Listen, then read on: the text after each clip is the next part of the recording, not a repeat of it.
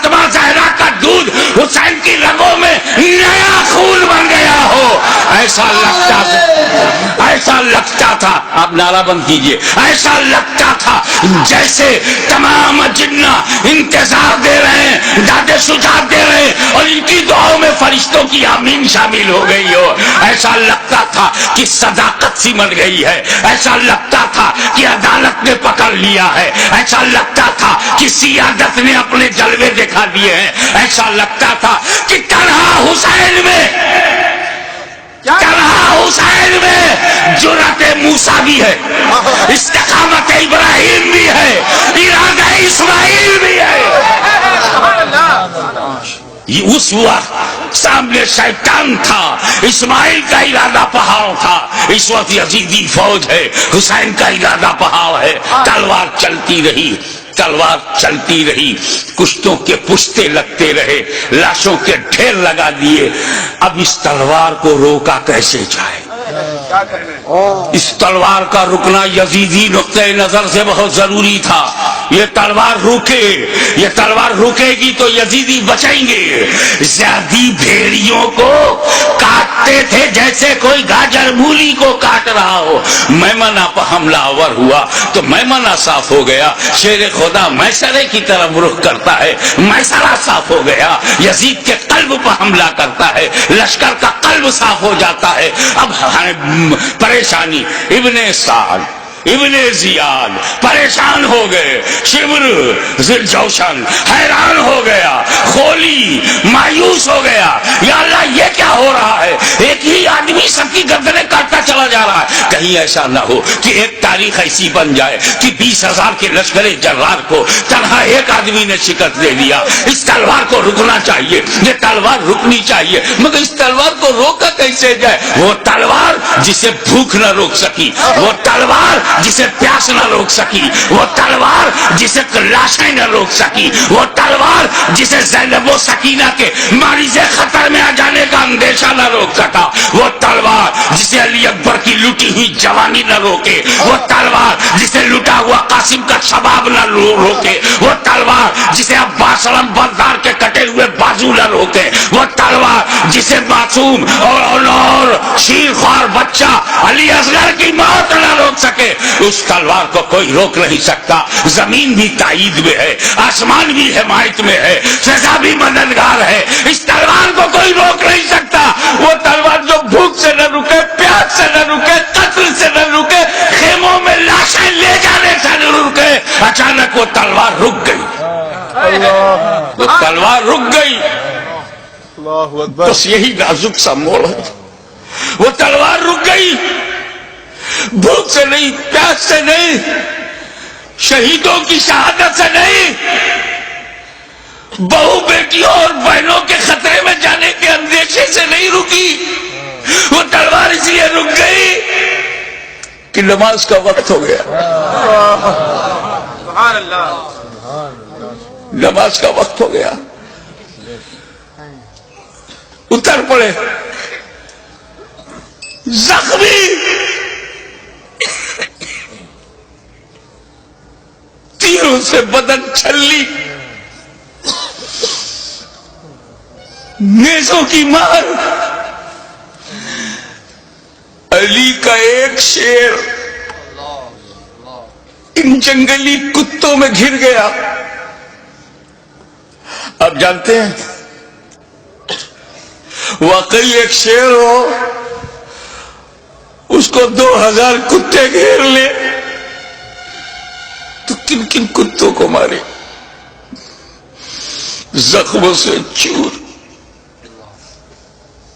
ہر بدن کے ہر حصے سے لہو. یہ کیسا وضو ہے میرے امام؟ اللہ ہمارے لیے، امت کو بچانے کے لیے رسول پاک نے پیٹ میں پتھر باندھ کے جو امت بنائی تھی اس کو بچانے کے لیے اتنی بڑی قربانی. یا اللہ یا اللہ.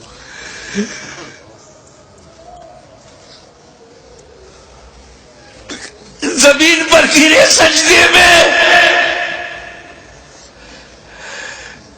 یزیدیوں نے سوچا بس یہی موقع ہے، اگر یہ اٹھے گا شیر تو پھر مارے گا، اسے اٹھنے نہ دو۔ شقی القلب پتھر دلوں نے نبی کا کلمہ پڑھتے ہوئے بھی نبی کے نواسے کو، نبی کی جان کو، نبی کی پہچان کو، نبی کے بیٹے کو، نبی کی نسل کو، نبی کی اولاد کو، نبی کے نور کو سجدے کی حالت میں ایسا وار کیا، سر مبارک تن مبارک سے جدا ہو گیا۔ انا للہ و انا الیہ راجعون۔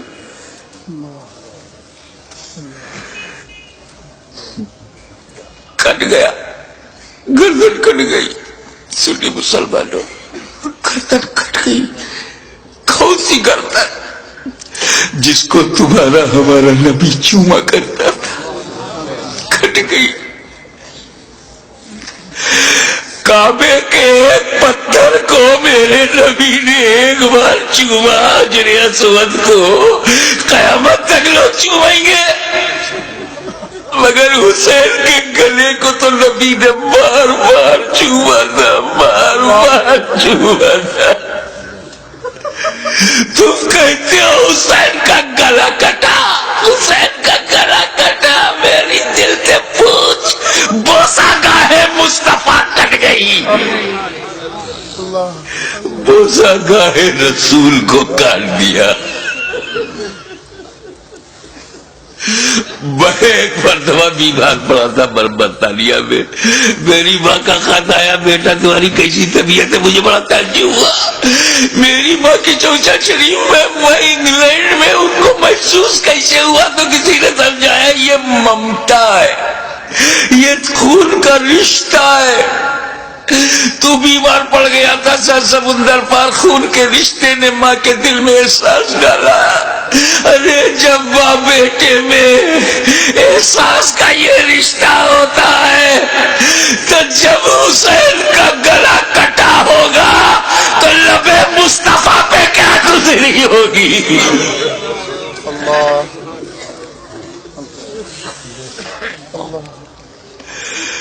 حضرت عبداللہ ابن عباس روایت کرتے ہیں، جو بحقی میں ہے، مشکات میں ہے،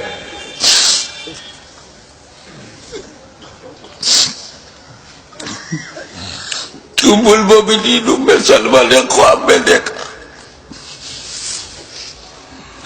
کہ حضور صلی اللہ علیہ وسلم کے ہاتھ میں شیشہ ہے۔ پوچھا یا رسول اللہ یہ کیا ہے؟ کہا یہ میرے بیٹے حسین اور کربلا کے شہیدوں کا خون میں صبح سے اس میں جمع کر رہا ہوں۔ رسول مبارک کی ریشی مبارک پر غبار بالوں میں بکھرا، ہاتھ میں شہدائے کربلا کا لہو، کتنا دل دکھ گیا ہوگا رسول پاک کا۔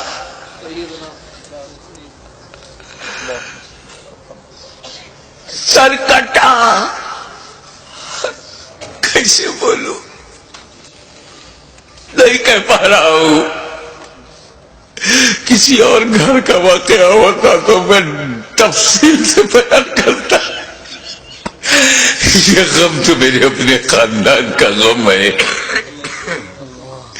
یہ تو اہل بیت کی آزمائش کا۔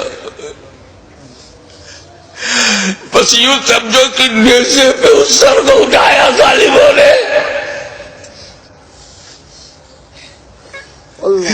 ارے نیزے پہ اٹھانے کا مطلب کچھ سمجھ میں آیا؟ گردن کٹ گئی، نیزے کو رکھا تھا اس گلی میں جس سے رسول پاک کا لعاب دہن گزرا تھا، وہ گلا جس سے خاتون جنت کا جنتی دودھ گزرا تھا، جس پر علی مرتضیٰ کے دیے ہوئے لقمے گزرے تھے۔ امام علی مقام کے گلے میں وہ گلا کٹا ہوا دیکھا ہوگا نا، جب گلا کٹتا ہے تو ایک اسی میں ڈال دیا. ارے جسے نبی چومتے تھے اس پہ تم نے نوکے نیزا. یزیدیوں، تم نے کل بھی حسین کو ستایا تھا، آج بھی ستا رہے ہو. فرق یہ ہے کہ کل نوکے نیزا سے تکلیف پہنچائی تھی، آج اپنی تقریروں میں نوکے زبان سے تکلیف پہنچا رہے ہو، نوکے قلم سے تکلیف پہنچا رہے ہو. یاد رکھو حسین نے امت کو اسی لیے بچایا ہے کہ ساری زندگی امت حسین پر قربان ہوتی رہے گی، حسین پر ہم اپنی جان دیتے رہیں گے. ریزے پہ اٹھا لیا، یہ تو ہندوستان کا کوئی اتیاچاری بھی نہیں کرتا. ریزے پہ اٹھا لیا، حسین کے سر مبارک کو نوکے نیزہ پہ رکھ کر اٹھا دیا. جلوس نکالا، نوکے نیزہ پہ بلند کر دیا امام کا سر، اور وہیں سے میرا امام اپنے غلاموں کو آخری درس دے رہا ہے. اے میرے غلاموں، دیکھو یزیدیوں کی بھیڑ میں، یزیدیوں کے لشکر میں تیرا امام کا سر اوپر ہے، تیرے امام کا سر اوپر ہے، تیرے امام کا سر بلند ہے. یعنی جن کا سر کٹا نہیں ان کا سر نیچے ہے، جس کا کٹ گیا وہ سر بلند ہے. تبھی تو غریب نواز نے کہا سردار نداد دست در دست یزید حقا کی بنائے لا الہ حسین. واخر دعوانا الحمدللہ رب